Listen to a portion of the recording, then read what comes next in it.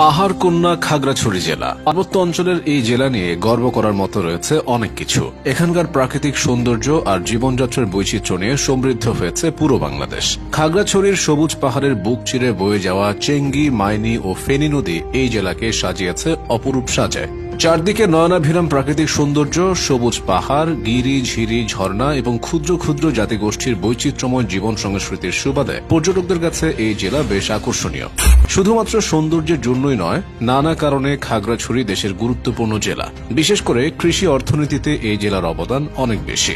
বাংলাদেশে আম উৎপাদনের জন্য রাজশাহী বিভাগ বিখ্যাত। তবে অনেকে হয়তো জানেন না, পাহাড় কন্যা খাগড়াছড়িতেও আম উৎপাদন প্রতি বছর বৃদ্ধি পাচ্ছে।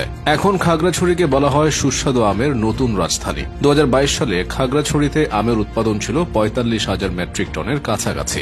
শুধুমাত্র আম নয়, পার্বত্য এই জেলায় লিচু, কলা ও আনারস সহ বিভিন্ন ধরনের ফলমূল ব্যাপক পরিসরে চাষ হয়ে থাকে। তাই দেশের ফলমূলের বড় একটি যোগানদাতা হয়ে উঠেছে পার্বত্য খাগড়াছড়ি জেলা। এবার খাগড়াছড়ির ইতিহাস সম্পর্কে জেনে আসা যাক। খ্রিস্টীয় 6ষ্ঠ শতাব্দী থেকে 14th শতাব্দী পর্যন্ত এই এলাকাটি কখনো ত্রিপুরা, কখনো আরাকান রাজাদের দ্বারা শাসিত হয়েছে। এর মধ্যে 590 থেকে 953 সাল পর্যন্ত মোট 363 বছর ধরে ত্রিপুরা রাজারা বংশ পরম্পরায় এই অঞ্চল সহ পার্বত্য চট্টগ্রাম শাসন করেছেন। এরপর 953 সাল থেকে 1240 সাল পর্যন্ত আরাকান রাজাগণ 297 বছর ব্যাপী এই এলাকা শাসন করেন। পরবর্তীতে আবারও ত্রিপুরা রাজারা এই অঞ্চলে নিজেদের কর্তৃত্ব পুনরুদ্ধার করেন।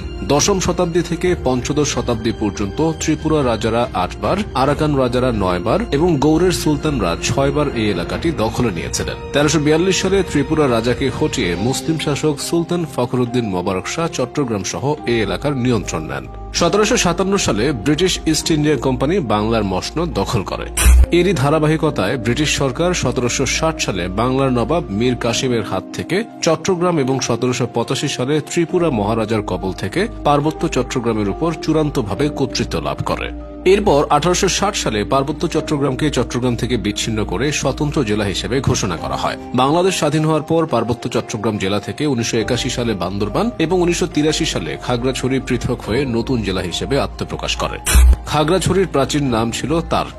তার্ক থেকে খাগড়াছড়ি হয়ে ওঠার পেছনে একটি মজার গল্প আছে। খাগড়াছড়ি সদরের বুক চিরে বয়ে গেছে ছড়া নদী। একসময় এই ছড়া নদীর দুপারে গভীর নলখাগড়ার বন ছিল। কথিত আছে এই নলখাগড়ার বন থেকেই খাগড়াছড়ি নামের উৎপত্তি। বর্তমানে খাগড়াছড়ি জেলার মোট আয়তন 2699 বর্গ কিলোমিটার। সবশেষ 2022 সালের জনশুমারি ও গৃহগণনার তথ্য অনুযায়ী খাগড়াছড়ি জেলার মোট জনসংখ্যা 7,14,119 জন। ভৌগোলিক দিক থেকে এই জেলার উত্তরে ভারতের ত্রিপুরা, দক্ষিণে রাঙ্গামাটি ও চট্টগ্রাম জেলা, পূর্বে রাঙ্গামাটি জেলা, পশ্চিমে চট্টগ্রাম জেলা ও ভারতের ত্রিপুরার অবস্থান। একসময় পার্বত্য এই অঞ্চল ছিল অবহেলিত একটি জনপদ। তবে স্বাধীনতা পরবর্তী সময়ে খাগড়াছড়ি জেলা সব দিক থেকে উন্নত হয়েছে। রাস্তাঘাটের ব্যাপক উন্নয়নের ফলে অন্যান্য জেলার সাথে সরাসরি যোগাযোগ স্থাপন সম্ভব হয়েছে। স্থানীয় আদিবাসী জনগোষ্ঠীর নিজস্ব সংস্কৃতির সাথে পুরো দেশের বৃহত্তর সংস্কৃতির সংযোগ স্থাপিত হয়েছে। সব মিলিয়ে খাগড়াছড়ি হয়ে উঠেছে আকর্ষণীয় একটি জেলা।